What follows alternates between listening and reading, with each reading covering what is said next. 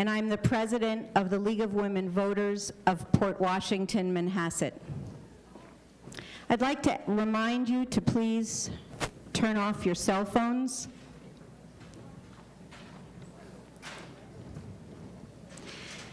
Firstly, I'd like to thank Judy Jacobson. She is our voter service chair, and she's coordinated and managed this entire night. You can imagine how difficult it is to get the dates of 6 candidates straight, get everyone here. So, Judy, thank you. I'd also like to thank our members and our board members for their dedication to our democracy. I consider them all patriots. I'd also like to thank the women's group of the Unitarian Universalist Church for co-sponsoring this event. The purpose of the League of Women Voters is to both promote political responsibility through informed and active participation in government, and to act on selected issues. We do not support or oppose any political party or candidate. That said, the League as an organization is truly nonpartisan. Its officers and directors are bound by a strict nonpartisan policy.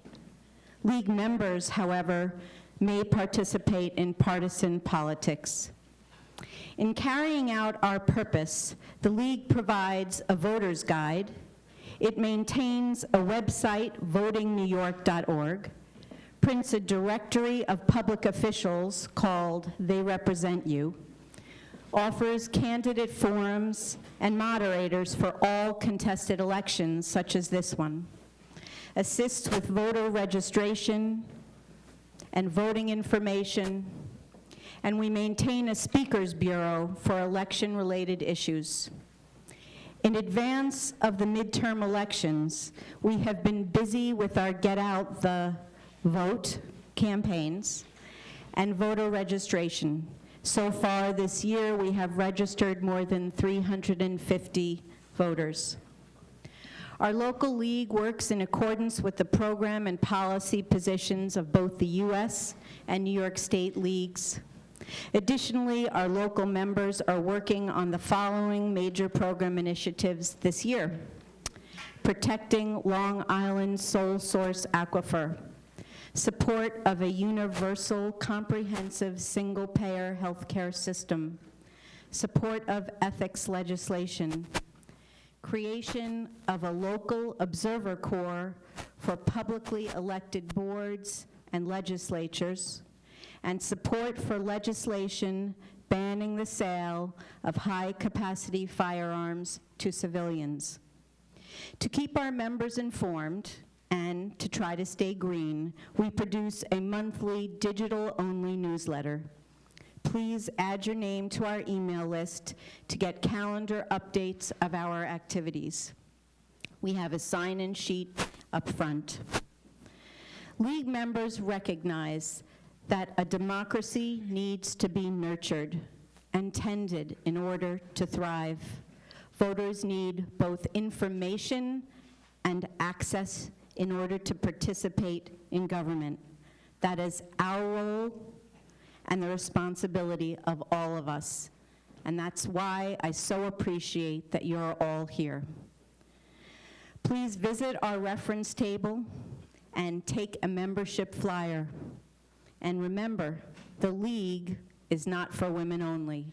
I'd like to introduce Judy Jacobson.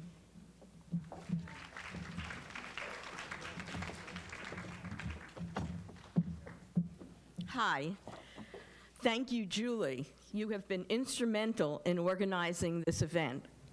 This evening, as Julie said, is co-sponsored by the women's group of the Unitarian Universalist congregation at Shelter Rock and the League of Women Voters of Port Washington, Manhasset. Many thanks to the PATV crew and the NYAC crew who will be recording tonight's forum. PATV will be streaming it live on Facebook for the first time. The forum will be aired on public access stations.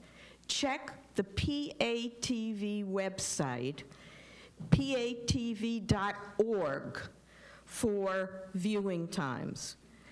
We are delighted to be able to provide a larger audience with the information they need to make an informed decision on Election Day.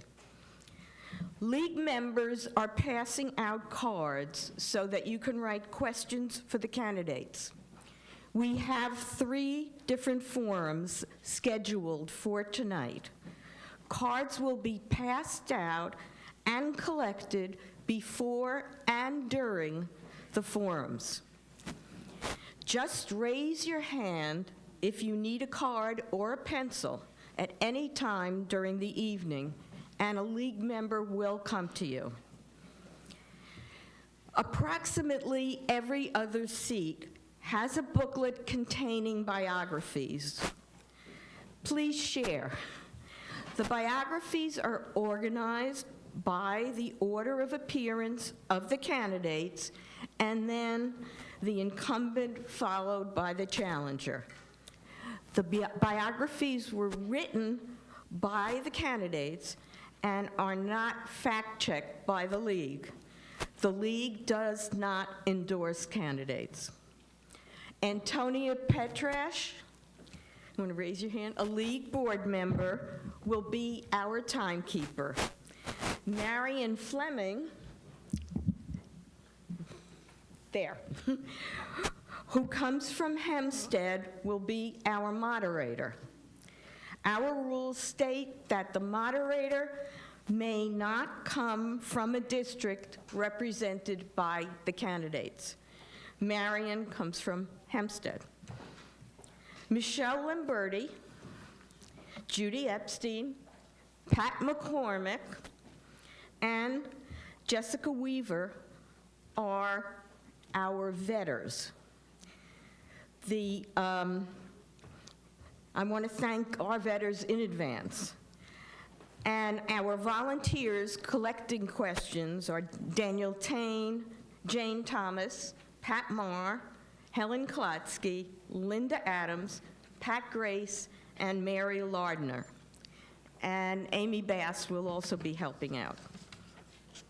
Last, but not least, Nancy and Jim Coles provided the cards with the names of the candidates, and many thanks to the members who provided the sandwiches and desserts.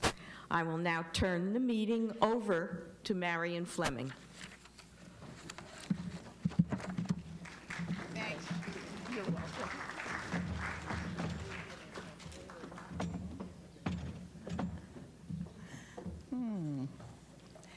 Good evening. I have not counted the number of times that I have been here for this very same purpose, but it is always a pleasure coming over to Manhasset. You always have such a large group of people.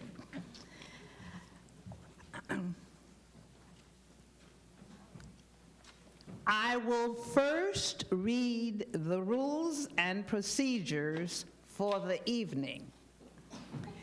When the opening remarks conclude, our vetters will bring questions to me, and I will read the questions to the candidates.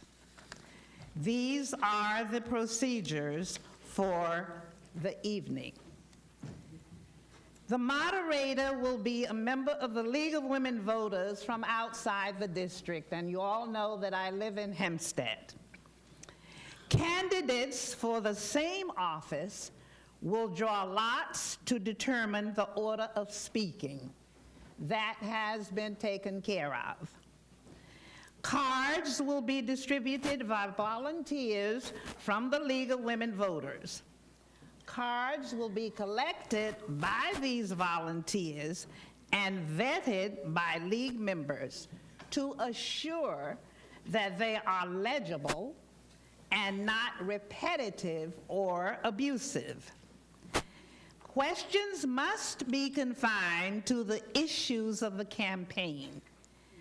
The questioner should make sure that their questions require 1 minute or less to read.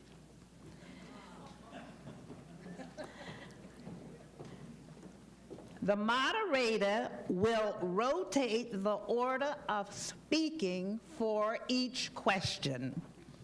And if I forget who goes next, I'm sure you will tell me, audience.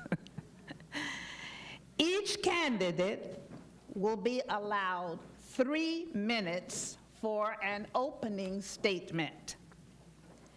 After all candidates have spoken, the moderator will read questions from the cards.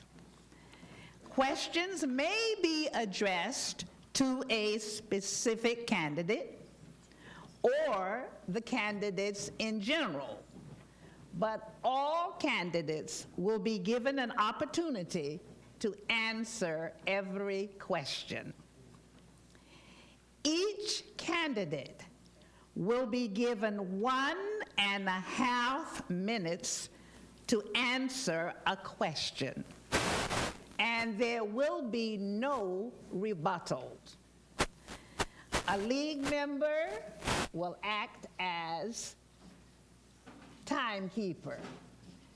She is sitting here, Ms. Petrash, on the front row. The timekeeper will hold up a sign indicating when 30 seconds remain, and again when time is up. When time is up, the speaker will be allowed to finish the sentence, but not to begin a few more. Candidates will have 2 minutes for a closing statement and will speak in the same order as the opening statement. Since the purpose of the meeting is to determine the candidate's views, no substitute speaker will be allowed should a candidate be unable to attend. The use of props, cards, charts, or visuals, and the distribution of campaign literature is prohibited. And last, any recording of the debate must be approved in advance by the League of Women Voters and will be permitted only if agreed to by all of the candidates present. No other recording will be allowed.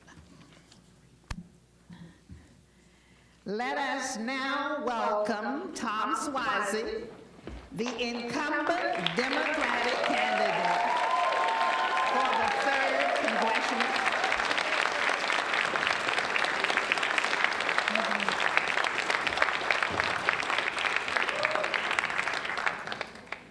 For the 3rd Congressional District, and Dan DeBono,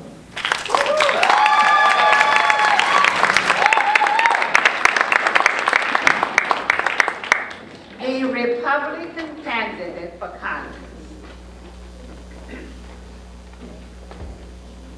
I'd like to say here, ladies and gentlemen, that once again, I see a very enthusiastic way. There are 6 people who will be here tonight. Time is important. Please hold your applause. I know that you're excited, but when the candidates finish answering those questions, then you may applaud. Thank you very much.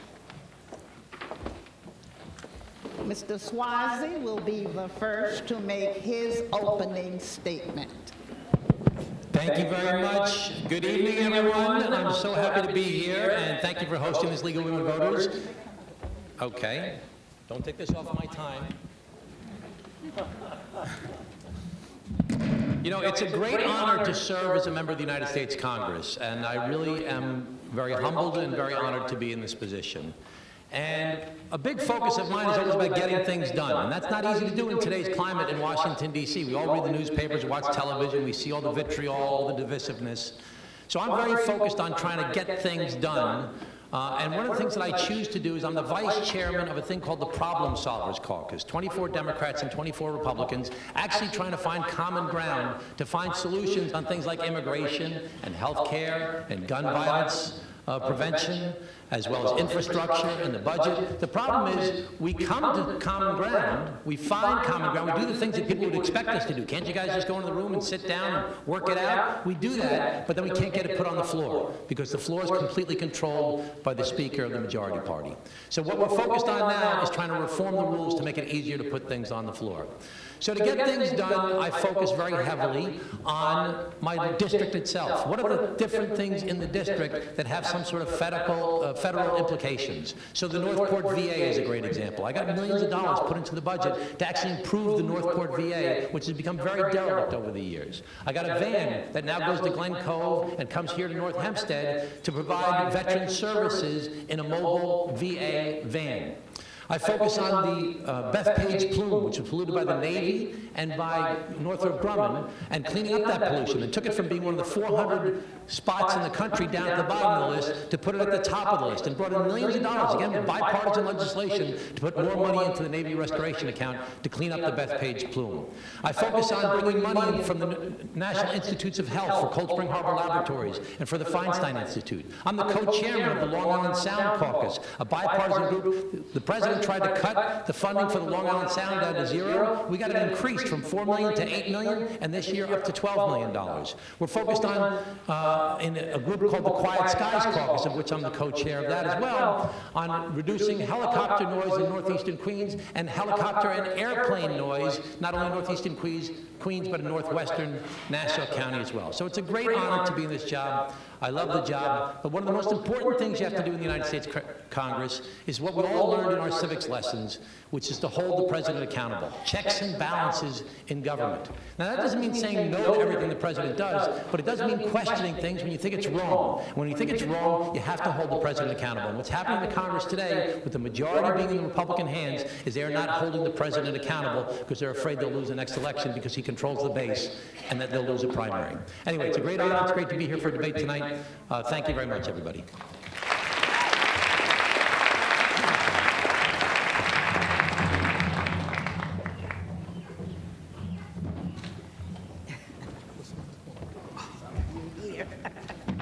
I just want to get something out. Mr. DeBono is already here, ladies and gentlemen.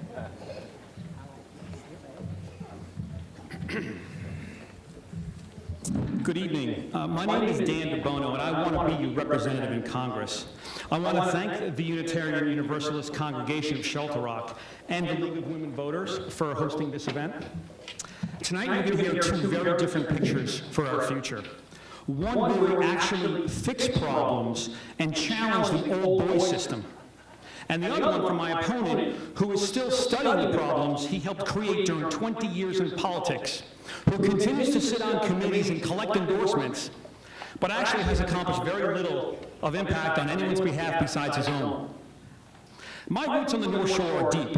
I was born in Syosset and grew up in a large Irish and Italian family in Northport. I captained the boys' soccer team at Northport High School. My siblings were soccer stars at Northport, at St. Anthony's, and in college. When my mom had to go back to work, first she substituted at Northport High School. She was very strict. Then she went to work at the Northport Veterans Administration, where she spent many years. To this day, I run into people at the VA who knew my mom or worked with my mom. She's now combating dementia, unfortunately. My dad, rest his soul, was a teacher too, but he commuted to the city every day where he worked 2 jobs to take care of his family. I want my children and yours to have a great future where they can live their version of the American dream. I want water and air that are clean. I want Bethpage and other polluted sites cleaned immediately. I watched my wife go through the difficult legal immigration process, and I admire her for it. It is a tough process, and like much government, it could use improvement. But most importantly, I want this district to have a stronger economy, lower taxes, and employees who are paid a livable wage. I may have the word Republican next to my name, but that doesn't define me. When I served as a Navy SEAL and was deployed abroad, I was serving the USA, not any particular party. When I serve in Congress next year, I will again be serving the USA and the people of this district, not some party. I will even challenge my party when they are wrong. My entire life has been about leadership, about working with people from all walks of life, toward a common goal and building camaraderie. I did it in Navy SEAL training when I became class leader. I did it when I received my MBA at the University of Chicago and received high honors. And I did it on Wall Street when I worked at the leading firms for 20 years. These are the skills I will take with me to Congress. I will not cater to special interests or big business. I will work every day to ensure the people of this country and this district get the representation they deserve while we strengthen our economy and attract better jobs for the people of this district. I would like your vote on November 6th. Thank you very much.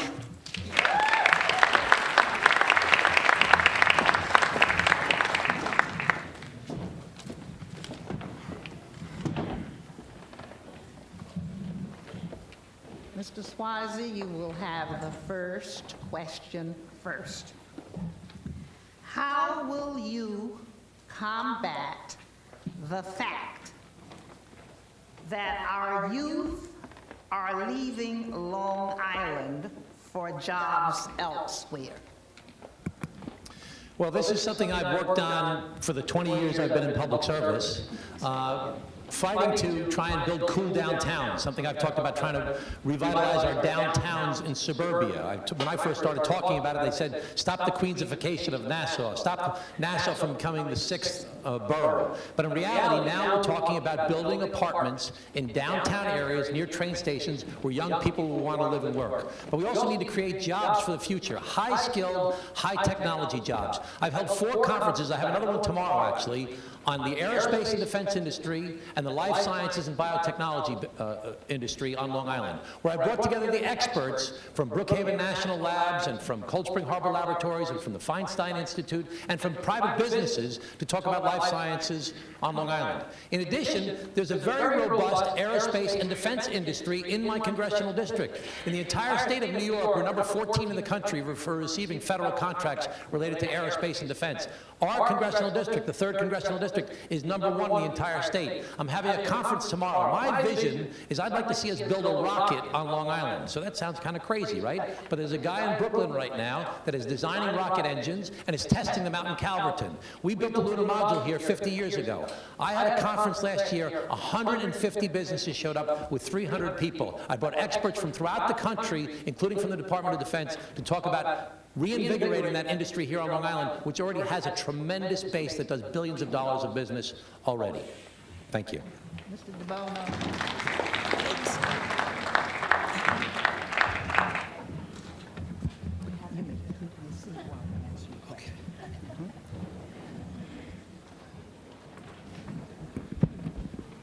Keeping young people on Long Island. You know, it's true that my opponent has worked on this for 20 years. During the bulk of his tenure as a leader on Long Island from 1990 through 2010, we lost 16% of our young people, over 100,000 young people between the age of 18 and 35 left because they couldn't afford it. And in fact, if you look closely at the data, it accelerated during the second half of Tom's tenure. So he certainly has been working on it, unfortunately, in the wrong direction. Well, what I would say about the aerospace and defense industry is it used to be our biggest employer. There was about 35 mid-sized companies here on the island.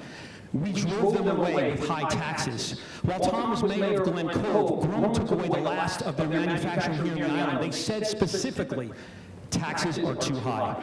They pulled manufacturing and left. They left about 1,000 jobs. Tom came in, became county executive. The first thing he did was hike taxes 23%.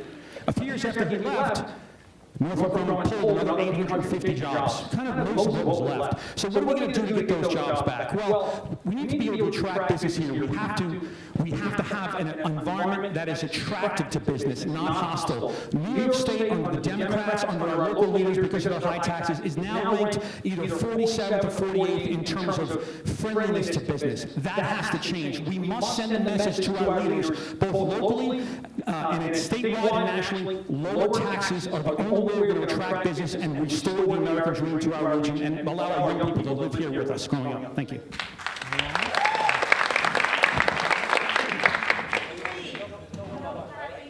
No, there is no rebuttal. When they give their final statements, feel free. Okay, because we never get to. Mr. DeBono, you have the second question first. Since many believe gun violence to be the fault of mental health issues, how do you plan to address mental health care and the stigma around it?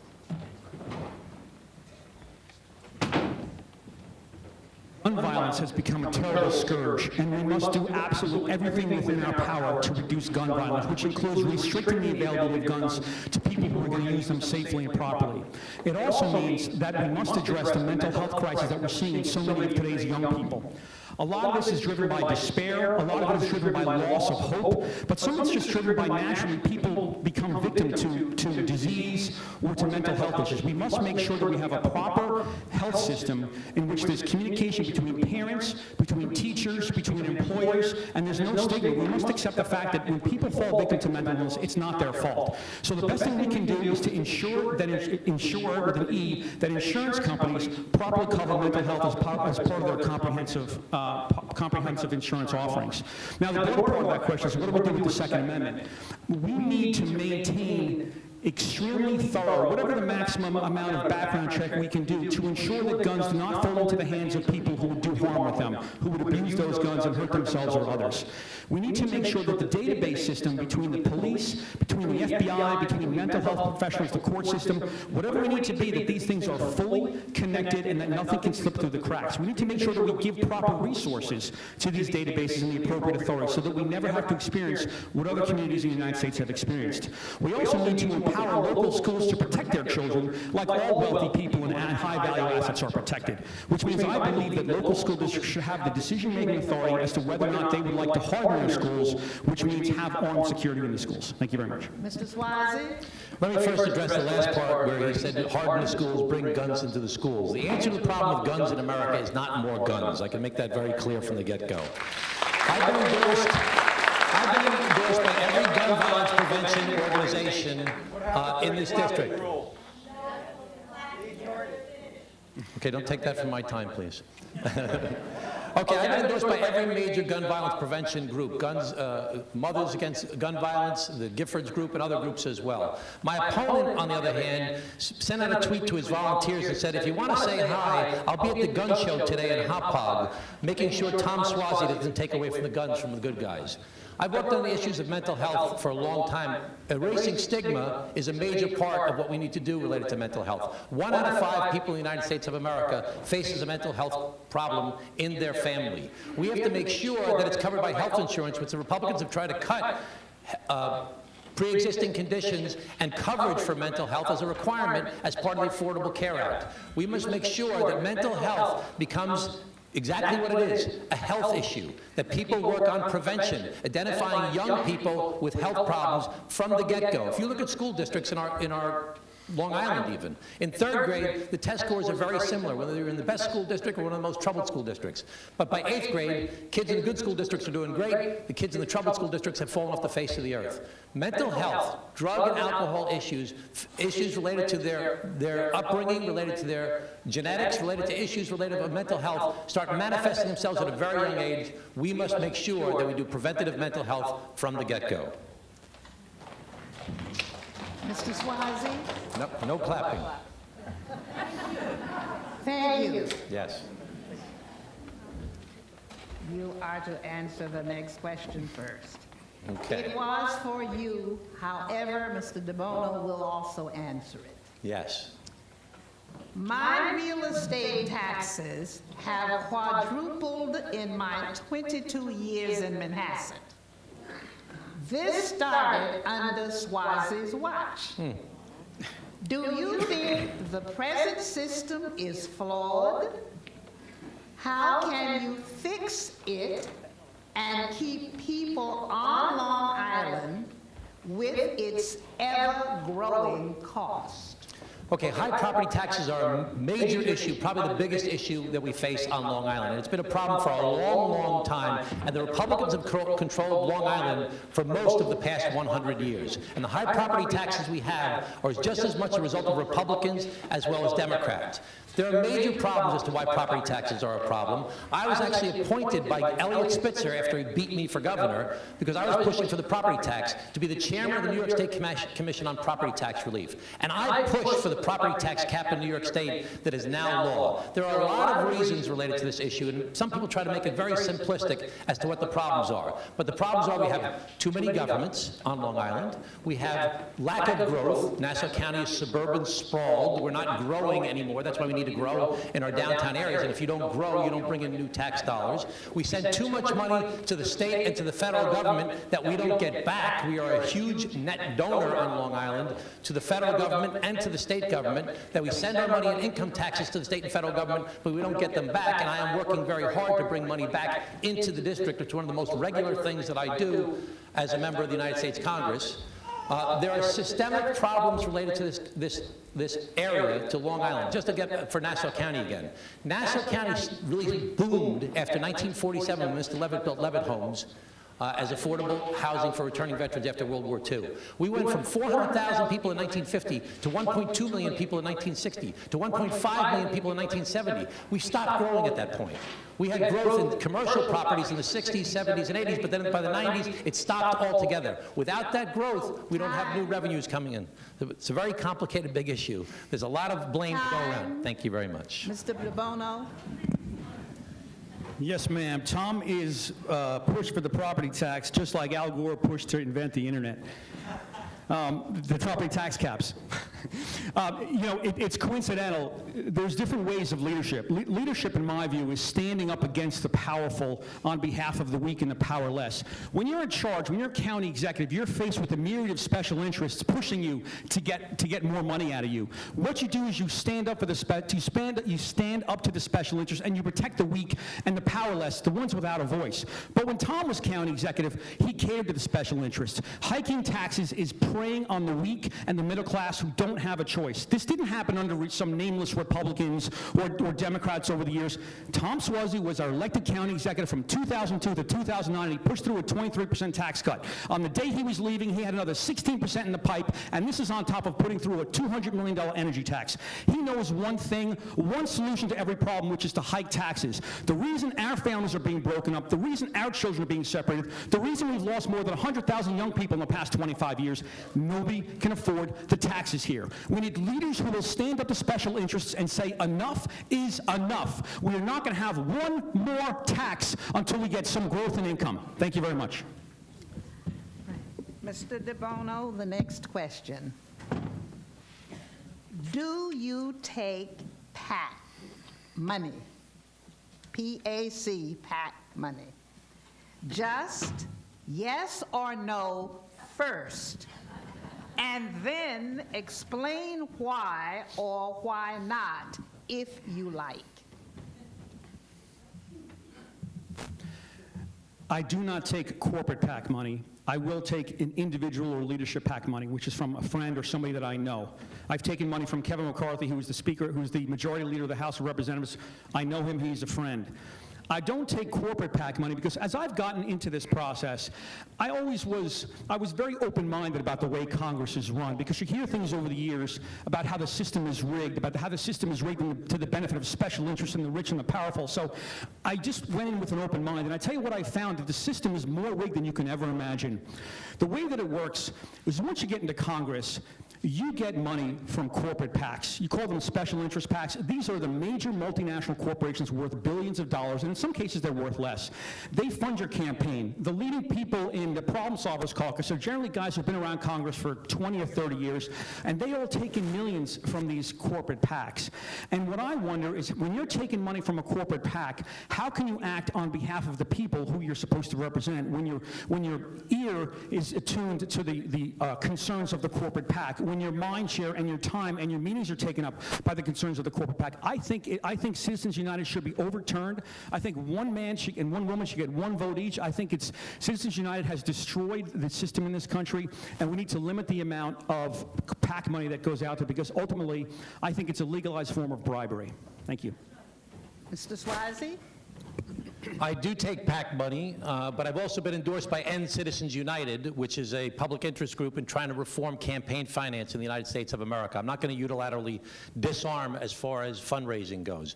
But let me just say that Mr. DeBono has been very irresponsible this evening. And if he knew the area, he would know that 65% of the property taxes that people pay are their school taxes. And it's just really irresponsible for you to suggest, when you're running for United States Congress, that a tax increase at the county portion of the property taxes in 2002, when Nassau County was rated the worst run county in the United States of America, was something that was an irresponsible thing to do. When I also cut the size of the workforce and I stood up to powerful interests like you wouldn't believe. I started a thing called fixalbany.com to try and reform everything that's going on in New York State, and have stood up to powerful interests. I've been in public service since 1993, when I was elected as mayor of the city of Glen Cove, and I have never had a question about my integrity, and I believe the things that you've been saying have been very irresponsible throughout this campaign.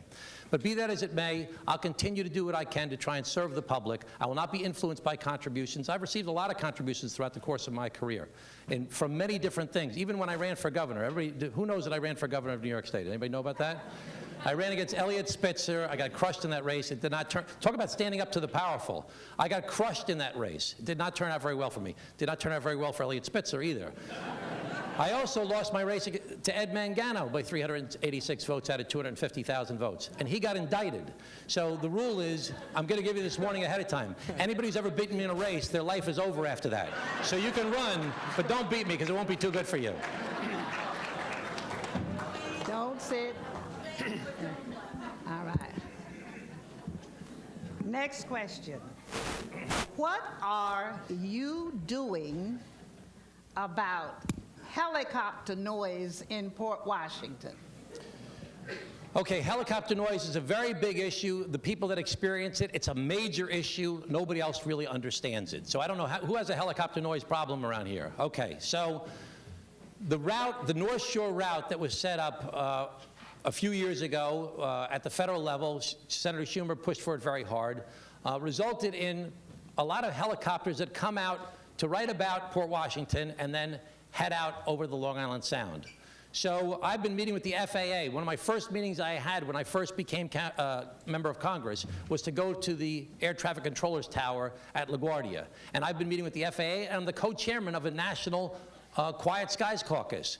As recently as 2 weeks ago, we got the FAA to agree, the air traffic controllers especially, to take advantage of an existing route that goes along the north side of the Long Island Sound, and it will actually cut the helicopter traffic for a 6-month pilot study, 50% for northeastern Queens and northwestern Nassau County. It'll be a 50% reduction over the next 6 months. And if it works, it'll become a permanent change in the air traffic of helicopters, that people who are leaving Manhattan are heading out to the Hamptons.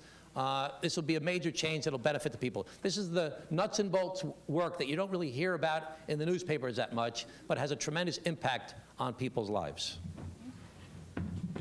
Mr. DeBono? The balance between development and comfortable living is always one that's difficult to strike. This is not a topic that I'm particularly expert on. I will say that in my historical roles, I will find out everything I can find out, do what I can that's to the benefit of the people in the district, work with the FAA and the other local leaders, and see what we can do to mitigate the noise. Thank you. Mr. DeBono?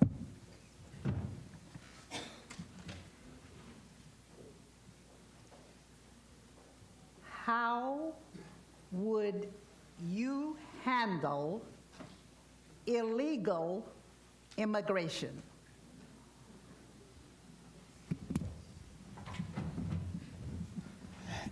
Immigration.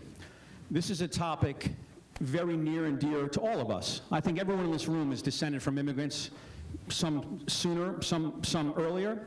My wife is an immigrant. She was born in Mexico, raised in Colombia and Panama, and came here as a child, speaking no English. She was thrown into the pond, so to speak. She came on a green card in Texas. She was put in a public school, told to learn English and integrate, and she followed that advice. I met her about a decade later, and I went through the naturalization process with her at my side proudly, and it was a very fantastic, moving experience. It is truly the achievement of the American dream. Now, there's a big difference between legal and illegal immigration. I look at legal immigration through the lens of the economy and what it is doing to the labor supply and what impact it has had on our wages and our ability to earn a living wage. With regards to illegal immigration, I believe that we must have some form of protection at our border.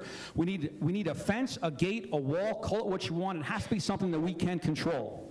With regards to the illegal aliens that are already in this country, there's DACAs, there's also other people who are simply illegal. I think the law must be enforced. I think ultimately where we're going to come to on the DACA people is that there has to be some kind of negotiation on time. If you've been in this country, there'll be a bid and ask, so to speak. If you've been in this country, we can start the negotiation at 7 years. If you've been in this country for 7 years successfully, maybe there can be a path to a permanent green card, but there never will be a path to voting unless you get back out, or you don't have to leave, but you get back online and do it the right way. Mr. Suozzi? I'm a first-generation American. My father was born in Italy. He lived a great American success story, and he would say, what a country. And I totally adopted that from my father as well. I've been dealing with the issue of newcomers from Central and South America since I was Mayor of Glen Cove. One of the first speeches I gave as Mayor of Glen Cove was to deal with the day workers that were gathering on the street corners. And I said at the time that America is founded on a very simple caveat. All men and women are created equal, which means that not all men and women with a green card or all men and women with a passport are created equal. Everybody's created equal. And this issue cannot become an excuse for racism, and everybody should be treated with human respect and dignity. This issue's been going on for over 35 years in this country when people started flooding over the borders from El Salvador because of the death squads and the civil wars. And it's been ignored by presidents from President Reagan to President Clinton to both of the Bushes and President Obama, and to today, we still have not addressed the problem of our porous borders in the United States of America. You could have a deal tomorrow in the United States Congress of saying, we'll give you money for border security. You want to build a wall in some places? Fine. You want to do radar and security in other places where that makes more sense, or more customs border patrol officials? Fine.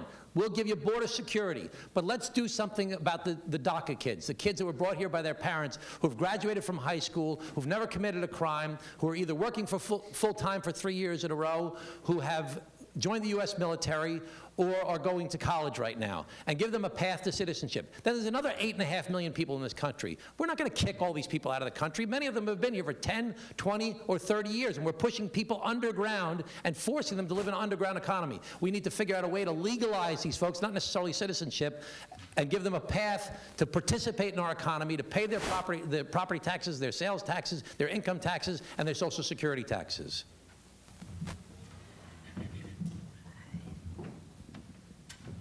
Mr. Suozzi? Yep. Where do you stand on banning semi-automatic assault weapons? You know, I would support that, and I'm on bills to do that, but I don't think it's going to happen anytime soon.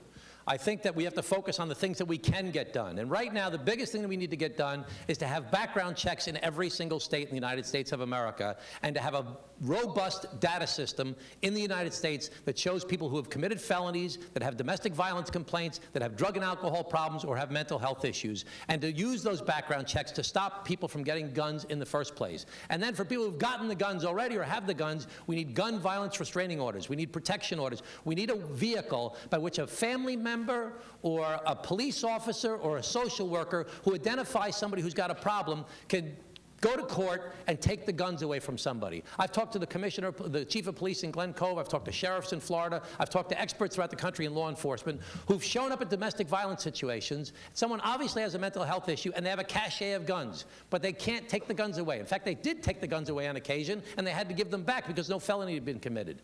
The key is we have to have a system in place, red flag laws they're called, or gun violence restraining orders, where you can go through due process and you can bring someone to court and take their guns away from them, because too many people have guns in this country. And the bottom line is, there is a right to a Second Amendment.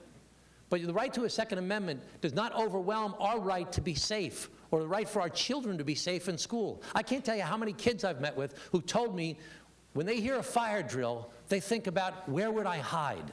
Is there a closet nearby? When we were in school and there was a fire drill, we'd be excited to go outside. We miss class. We see our friends. These kids are terrified. And we have got to take some action, and it's not happening with this Congress in place the way it is right now. No clapping. No clapping. Thank you, Mrs. Suozzi. Mr. DeBono. You know, I think I've already answered this question, but what I will say is I've been all around the world as a soldier, and I've seen firsthand what it's like in countries that don't have a constitution, that don't have a First Amendment or a Second Amendment, and it's pretty ugly. We absolutely need to have strict laws, as I said before. They need to be enforced. We need to give our police officers and our public servants the resources to enforce these laws. We need to make sure these databases are seamlessly integrated without fail. And it's going to be a collective effort, going back to what we talked about with mental health, to have the communities work together to remove the stigma of mental health issues and to make sure, first and foremost, that our families and our children are safe. Thank you. This question, Mr. DeBono, was directed to you, but Mr. Suozzi will also answer it. Do you support the GOP program for privatizing Americans' public goods and services?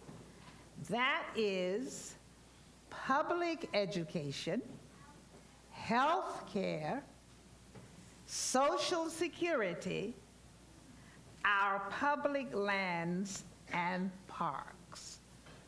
Would you like me to read it again? No. But since I have 90 seconds, I'm going to stick to public education and health care.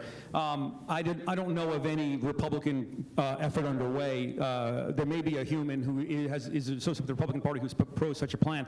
But with regards to all those things, I don't know of them. But let me just tell you what I think about the health care system, what I think needs to happen.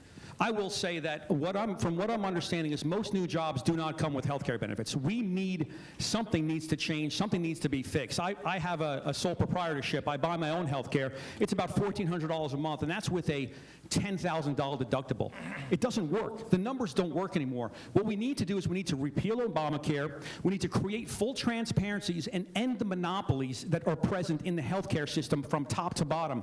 One thing that's for sure, since Obamacare was created, and even since the credit crisis, the one beneficiary of the opaqueness of the healthcare system is every publicly traded major conglomerate out there. Stock price has gone through the roof. Profitability has gone through the roof. We must have transparency as to what exactly is going on. We have to see what's happening with pricing. We have to deregulate and allow people to purchase products across state lines, across any other restrictions that currently exist. We have to create competition. Competition will go a long way to reducing healthcare prices. We have to find ways to reduce premiums. We have to find ways to protect people with pre-existing conditions, and we have to make sure that we expand access. I'll stop it there because I'm going to go over. Thank you. All right, Mr. Suozzi.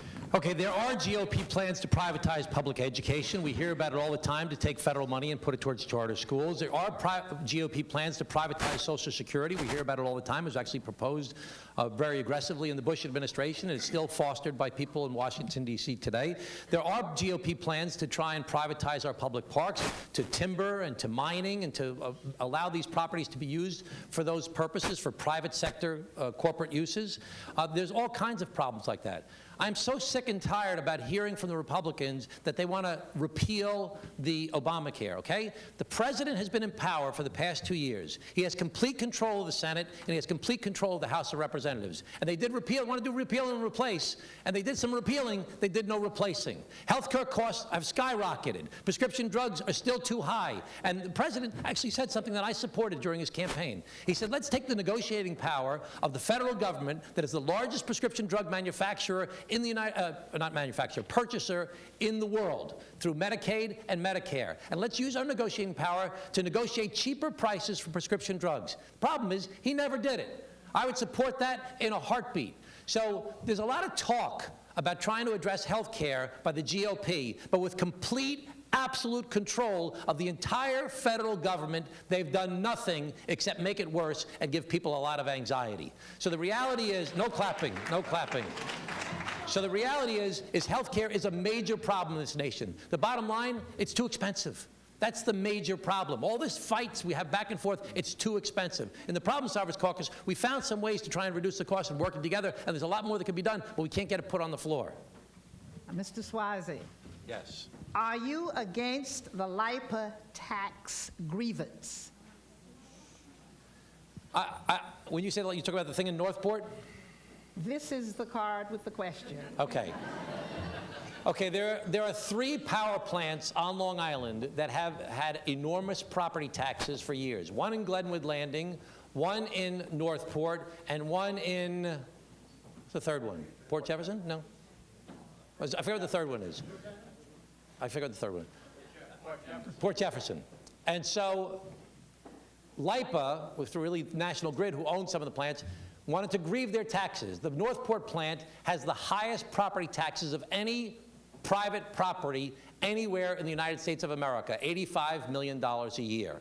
And quite frankly, the ratepayers of all of Long Island are paying for that through their LIPA rates, through their power rates. But the benefit of the property taxes goes to the local school district in Northport.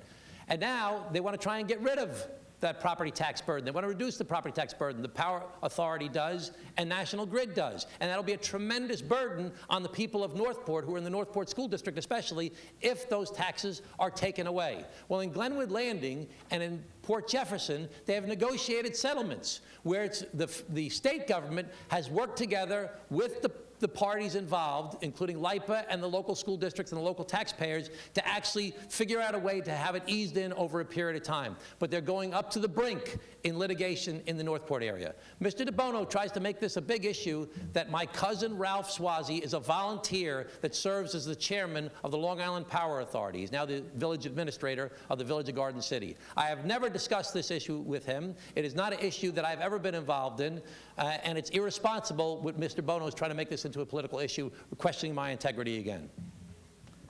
Mr. DeBono? Thank you for this question. This is absolutely a federal issue, and I will just, let me give you a quick list of things that the congressman thinks are federal issues, but not LIPA. Having app contests, having art contests, riding horses on parades, going to parades out of the district, going to parties, all these things are federal issues that the congressman should be spending his time on, but not a litigation that could cost $1 billion to 200,000 people. Here's what's really going on. LIPA is a government entity that is controlled by Governor Andrew Cuomo. The head of LIPA happens to be Tom's cousin, Ralph Suozzi. LIPA is leading a lawsuit on behalf of a European conglomerate by the name of National Grid. National Grid is based in the UK. It is a $65 billion company that had once been in the past paid a gentleman by the name of Robert Cattell $80 million. Robert Cattell then turned around. He's one of the people who has written Tom Suozzi campaign checks to get in office. And now Ralph Suozzi is leading a lawsuit on behalf of LIPA, but really for the benefit of National Grid, against the town of Huntington to the tune of about $75 million a year.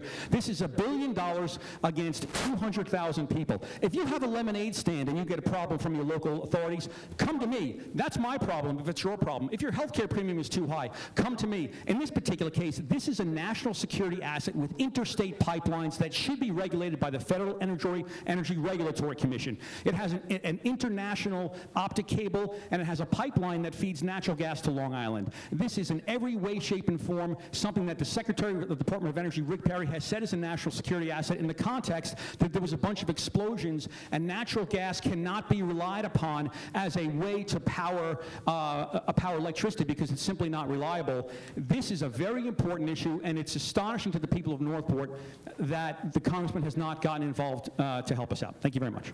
All right. All right, Mr. DeBono. Today's Newsday said that over 10% of our New York State taxes never come back to New York. That's $24 billion. What will you do about this?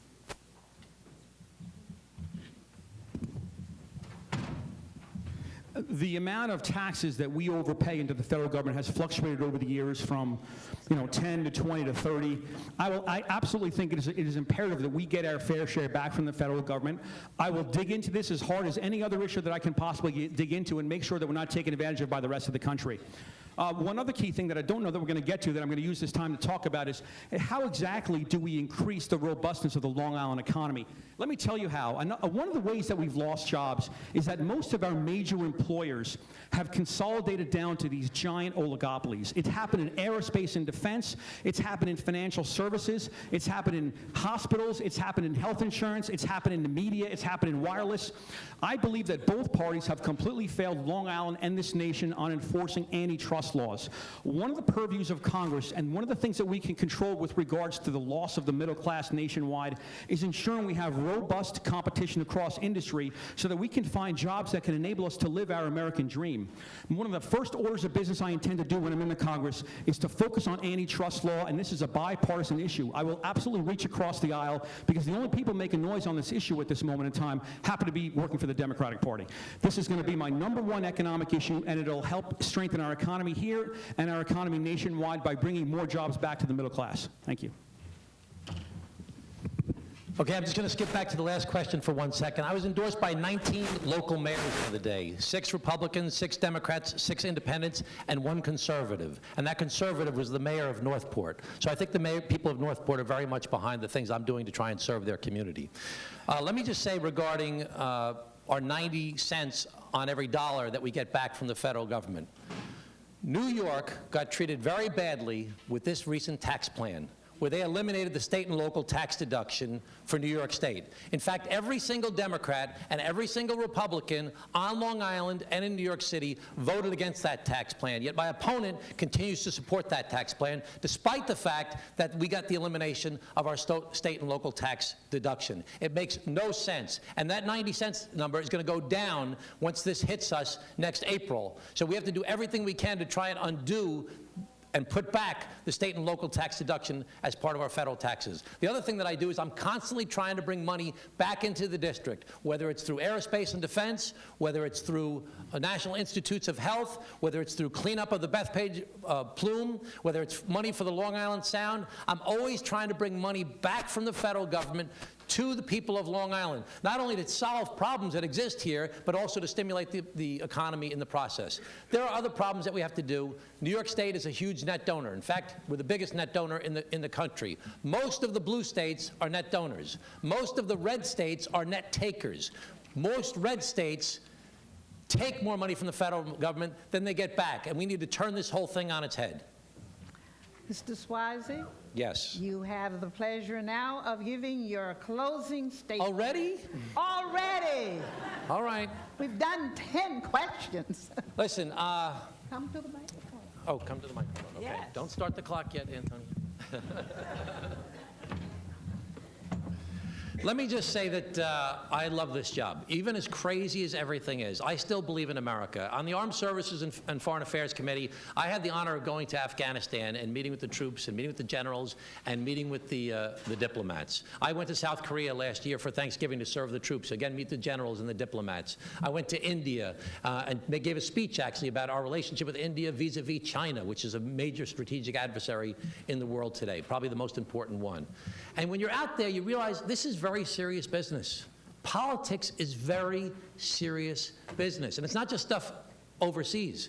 Here in the United States of America, think about your health care and you're worried about losing your pre-existing condition coverage. Think about gun violence and families that are devastated by gun violence. Think about climate change. Think about any of these big immigration, families being pulled apart. These are serious issues. And politics has gotten so small and so petty and so cynical and so irresponsible with the ways people say certain things.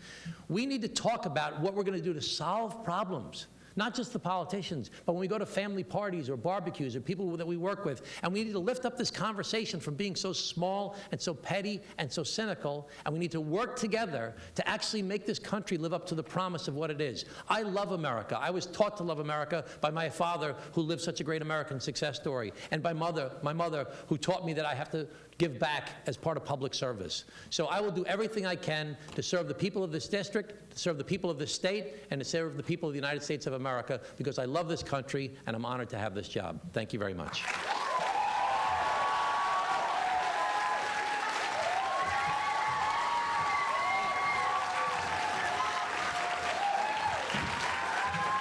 They're allowed to clap now, right? You can clap more if you want to clap now.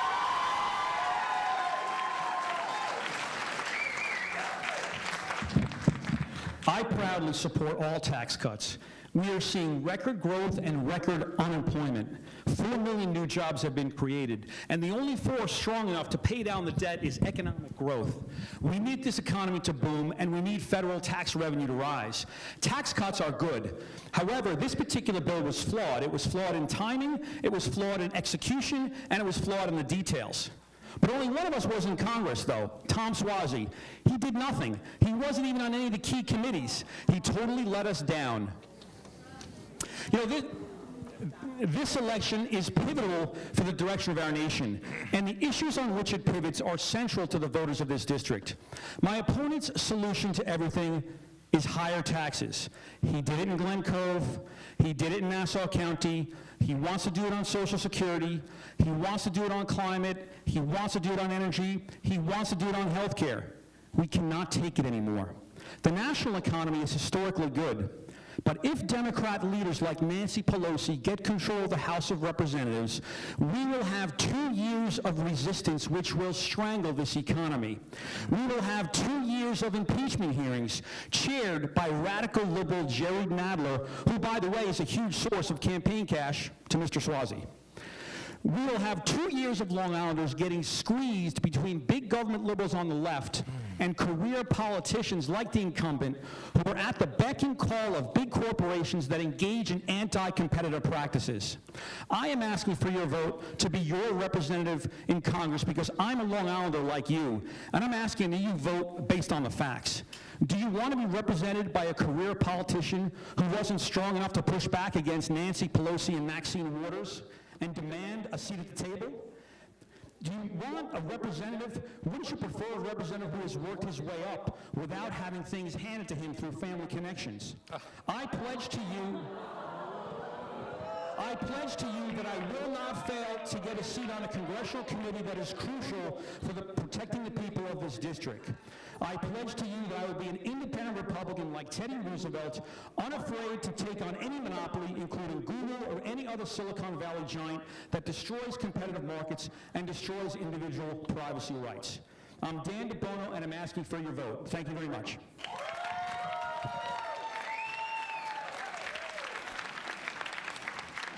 Yes, it is. Sorry. All right.